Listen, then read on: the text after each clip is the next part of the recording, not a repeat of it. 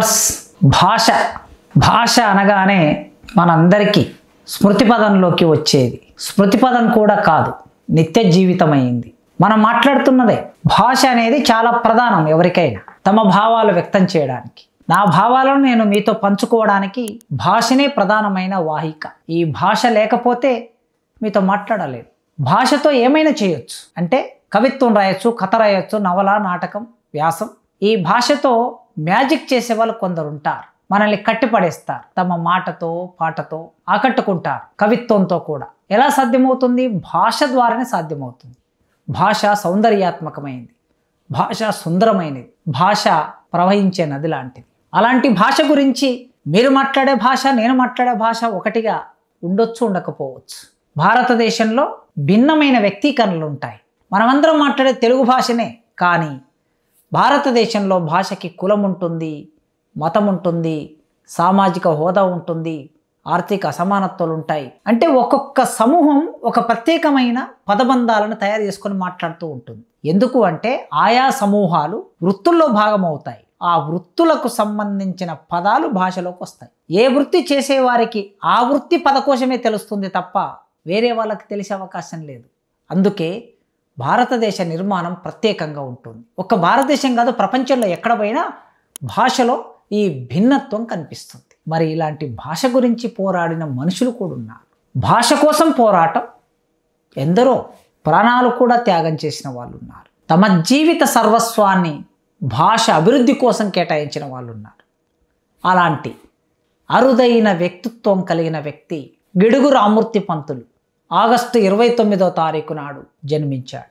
1863 August 29వ తారీఖు ఈ రోజే ఆయన జన్మించాడు. అంటే ఒక మనిషి ఎప్పుడో 100 సంవత్సరాల కిందటే జన్మించి ఈ నేల మీద నడయాడి తన జీవితాన్నంతా భాష ఉద్యమంగా మార్చి ఇవాళ మనం మాట్లాడుతున్న భాషని, రాస్తున్న భాషకి ఒక రూపు కట్టాడు. శ్రీకాకుళం జిల్లా వంశధారా నది ఒడ్డున ఆ గ్రామంలో, పర్వతపురం అనే గ్రామంలో జన్మించాడు. పుట్టినప్పుడు గిడుగు రామ్మూర్తి పంతులు చిన్న పిల్లవాడే, కానీ చరిత్రలో తనకంటూ ఒక స్థానాన్ని నిర్మించుకున్నాడు.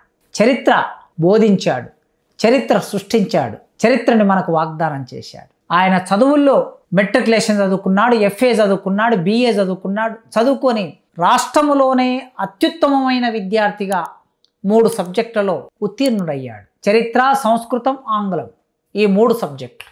ఈ 3 విషయాలు బాగా చదువుకోవటం మూలంగా తర్వాతి కాలంలో ఆయన భాష మీద కృషి చేయడానికి అవకాశం ఏర్పడింది. గజపతి మహారాజా హై స్కూల్లో ఉద్యోగంలో చేరి చరిత్ర బోధిస్తూ ఉండేవాడు. ప్రత్యేకమైన ఆసక్తి ఏమిటి అంటే మన తెలుగు సమాజంలో 1910 వరకు భాష అంటే పండితుల భాషనే. పుస్తకంలోకి పండితుల భాష మాత్రమే ఉండేది. కానీ పండితులు ఎంతమంది ఉంటారు? పిడికెడు మంది ఉంటారు. పిడికెడు మంది పండితుల కోసం పుస్తకాలు, గ్రంథాలు, పాఠ్య గ్రంథాలు, పేపర్లు, ప్రభుత్వ ఉత్తర్వులు. మరి కోట్ల మంది ప్రజలు ఉంటారు. మరి కోట్ల మంది ప్రజలకు భాష ఉంటుంది, మాట్లాడుకుంటారు. కానీ ఆ భాషలో పుస్తకాలు రావటం అనేది లేని ఒక లోటును చూసి ఇవాళ రోజు మనం ప్రజాస్వామ్యం గురించి మాట్లాడతాం. ప్రతి ఒక్కరు మాట్లాడుతున్నారు. ప్రజాస్వామ్యం గురించి మాట్లాడనోళ్ళే కనిపించరు. ప్రతి ఒక్కరు మాట్లాడుతుంటారు. ఈ ప్రజాస్వామ్యం, భాషా ప్రజాస్వామ్యం, భాషలో ప్రజాస్వామ్యం, భాషకు ప్రజాస్వామ్యం, ఇలా భాషలో ప్రజాస్వామ్యం రావాలని కోరుకున్నాడు. అంటే ప్రజలందరి భాష పుస్తక భాష కావాలని కోరుకున్నాడు గిడుగు రామ్మూర్తి పంతులు. అందుకే చరిత్ర అధ్యాపకుడు, సాహిత్యంలో కృషి చేశాడు, భాషలో కృషి చేశాడు. శ్రీకాకుళం జిల్లా అనగానే కొండలు, గుట్టలు, పర్వతాలు, అక్కడ నివసించే ప్రజలు ఆదివాసులు, సవర జాతి. ఉమ్మడి ఆంధ్రప్రదేశ్ రాష్ట్రంలో ట్రైబ్స్ 36, 37 తెగలు ఉన్నాయి.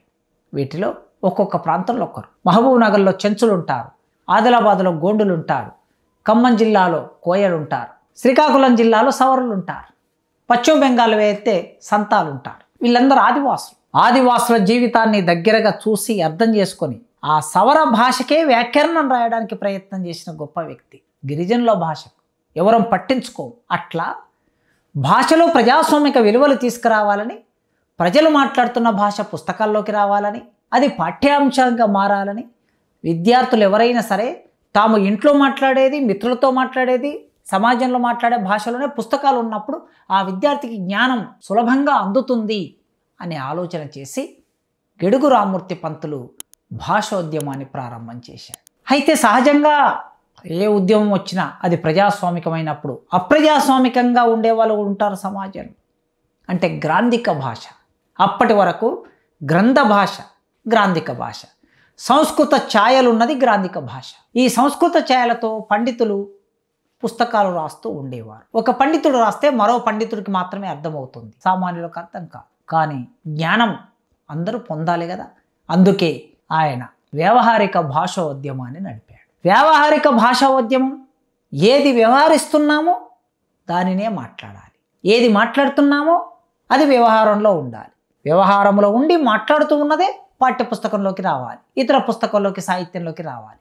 అందుకే ప్రజల భాషనే పాఠ్యపుస్తకంగా మారాలని ఒక పెద్ద ఉద్యమాన్ని నిర్మాణం చేసి సుదీర్ఘకాలం 1863లో ఆయన పుడితే 1940లో మరణించాడు. దాదాపు 80 సంవత్సరాలకు దగ్గర జీవించాడు. ఆ జీవితం అంతా దేనికోసం అంటే భాష కోసం. గ్రాంధికవాదులు కూడా ఉన్నారు. లేదు ప్రజల భాష వద్దు, మాకు ప్రజలు మాట్లాడేదంతా అదే అలగజనం, గ్రామ్యం, గ్రామీణులు మాట్లాడుకునేది గ్రామ్యం, ఎస్సీలు, ఎస్టీలు, బీసీలు, కింది వర్గాలు మాట్లాడుకునేది గ్రామ్యం. ఆ గ్రామ్యమైన భాషని గ్రంథస్థం చేస్తావా, గ్రంథాలు మైలబడిపోతాయి, గ్రంథాలకి విలువ తగ్గిపోతుంది. కనుక పండితుడైన వారి నోటిలో నుంచి ఊడిపడినదే పాండిత్యం, ఆ భాషలోనే పుస్తకాలు ఉండాలి అన్నవారు వేదం వెంకటరాయ శాస్త్రి, కొక్కొండ వెంకటరత్నం పంతులు, జయంతి రామయ్య పంతులు, పెద్ద పెద్ద వాళ్ళు. సాహిత్యంలో వీళ్ళ పేర్లన్నీ చదువుకుంటాం మనం. వావికలను సుబ్బారావు, వీళ్ళందరూ వాళ్ళ పేర్లలో చూడండి. వేదం వెంకటరాయ శాస్త్రి, వారు వేదం చదువుకున్నారు, వేదమే వారి ఇంటి పేరుగా మారిపోయింది. అట్లాంటి పెద్దవారు అందరూ గ్రాంధిక భాషనే సపోర్ట్ చేశారు. వీరికి పోటీగా నిలబడటం అంటే సాహసమే సమాజంలో. వారికి ప్రభుత్వం అంటే ఆనాడు ఇంగ్లీష్ ప్రభుత్వం ఉన్నది, బ్రిటిష్ వాళ్ళు ఉన్నారు. బ్రిటిష్ ప్రభుత్వంని ప్రభావితం చేయగలిగిన వ్యక్తులు ఈ పెద్ద మనుషులు. ఏ ప్రభావం చేయలేని ఒక అతి తక్కువ పొడుగు ఉండే, అంటే ఒక రకంగా పొట్టివారు అంటారు కదా, కానీ పొట్టివారు మహా గట్టివారు. అందుకే గిడుగు పిడుగు అనే మాట వచ్చింది ఆయనకి. ఆ గిడుగు పిడుగా మారి వేదం వెంకటరాయ శాస్త్రి, కొక్కొండ వెంకటరత్నం పంతులు, జయంతి రామయ్య పంతులు, వావికలను సుబ్బారావు లాంటి పండితులని, గొప్ప గొప్ప గ్రాంధికవాదులని ఢీకొనడానికి సిద్ధపడ్డాడు. మీకోసం, నా కోసం, మనందరి కోసం. ఆయన ఆనాడు ఢీకొనకపోతే, పోరాటం చేయకపోతే ఇవాళ నా ఇంట్లో మాట్లాడే భాష మీ ఇంట్లో మాట్లాడే భాషలో మనం మాట్లాడుకునే వాళ్ళం కాదు, చదువుకునే వాళ్ళం కాదు. అట్లా మొదలుపెట్టి ఆయన పండితులను ఎదుర్కొని ప్రభుత్వాన్ని ఒప్పించి, ఎప్పుడైనా సరే ఒక భాష ప్రాచుర్యంలోకి రావాలంటే ఆ భాషలోనే పాఠ్యపుస్తకాలు ఉండాలి. బ్రిటిష్ ప్రభుత్వంతో పోరాటం చేసి పాఠ్యపుస్తకాలు, వ్యవహారిక భాషలో పాఠ్యపుస్తకాలు ఉండాలనే నిర్ణయం చేయించాడు. కానీ ఆ నిర్ణయం అతి తక్కువ సమయంలోనే ఈ గ్రాంధికవాదులు మళ్ళీ ఒత్తిడి పెట్టి దాని నిర్ణయాన్ని వెనక్కి పంపించారు. కానీ అప్పుడు వీరేశలింగం పంతులు, తెలుగు సమాజంలో పెద్ద మనిషిగా పేరున్న సంఘ సంస్కర్త వీరేశలింగం పంతులు ఎవరికి సపోర్ట్ చేస్తే వారి మాట చెల్లుబాటు అయ్యే రోజులు అవి. అట్లా గ్రాంధికం, సరళ గ్రాంధికం రాస్తున్న వీరేశలింగం పంతులను ఒప్పించి గిడుగు రామ్మూర్తి పంతులు వ్యవహారిక భాష ఉద్యమానికి మద్దతు కూడా కట్టుకున్నాడు. ఆ మద్దతు వలన మళ్ళీ ప్రభుత్వాన్ని ఒప్పించి పాఠ్యపుస్తకాలు ప్రజలు మాట్లాడే భాషలో ఉండాలని ప్రజాస్వామిక దృక్పథాన్ని భాషకి అద్దాడు. ఇంకో విషయం మీకు గుర్తుండాలి, గిడుగు రామ్మూర్తి పంతులు వ్యవహారిక భాష ఉద్యమాన్ని నడిపితే దాన్ని సాహిత్యంలో అన్వయించి రాసినవాడు గురజాడ అప్పారావు. గురజాడ అప్పారావు సాహిత్య సృష్టి అంతా వ్యవహారిక భాషలో రాయటం మూలంగా గిడుగు రామ్మూర్తి పంతులు నడిపిన ఉద్యమం విజయవంతంగా చరిత్రలో రికార్డ్ అయింది. గిడుగు రామ్మూర్తి పంతులు, గురజాడ అప్పారావు ఇద్దరు సహాధ్యాయులు, కలిసి చదువుకున్నారు, స్నేహితులు, సుదీర్ఘకాలం స్నేహితులుగా ఉన్నారు. కనుక గిడుగు రామ్మూర్తి పంతులను ఇలా మనం గుర్తు చేసుకోవటం మన బాధ్యత. ఆయన గురించి మాట్లాడుకోవడం మన బాధ్యత. భాష గురించి మాట్లాడుకోవడం, భాషలో చాలా మార్పులు రావాల్సిన అవసరాన్ని రోజు రోజు గుర్తిస్తున్నాం. సోషల్ మీడియా వచ్చిన ఈ రోజుల్లో, ఏఐ వచ్చిన ఈ రోజుల్లో భాష ఇంకా మార్పుకు గురై అనేక సాంకేతిక పదాలను తనలో ఇముడ్చుకొని ప్రజలందరికీ అందరి అవసరాలను తీర్చగలిగే భాషని ఇంకా రూపొందించుకోవాల్సి ఉన్నది. అయితే ఆగస్టు 29 నాడు ఆయన పుట్టినరోజు సందర్భంగా కొందరమైనా సరే భాష గురించి కొన్ని ఆలోచనలు చేయటం వలన మరింత భాష పరిపక్వం చెందుతుంది, ప్రజాస్వామీకరించబడుతుంది.